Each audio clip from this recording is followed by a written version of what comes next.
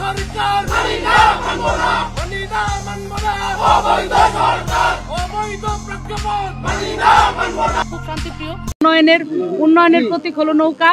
এই নৌকা প্রতীকে আমরা ভোট দিব। আমাদের কোনো নেতা কোনো ধরনের এই ধরনের হুমকি ধামকি বা কেউ কিছু দিলে এটা তার ব্যক্তিগত দায়িত্ব নিতে হবে। এটা আমি শেখ হাসিনার মতো এমন একটা সরকার প্রধান আমার দৃষ্টিতে আমি এই পর্যন্ত দেখি নাই। আপনারাও সেটা পাবেন বলে আমার মনে হয় না, কারণ উনি সবসময় এই দেশের মানুষের জন্য সততা নিষ্ঠার সাথে কাজ করছেন। আল্লাহর কাছে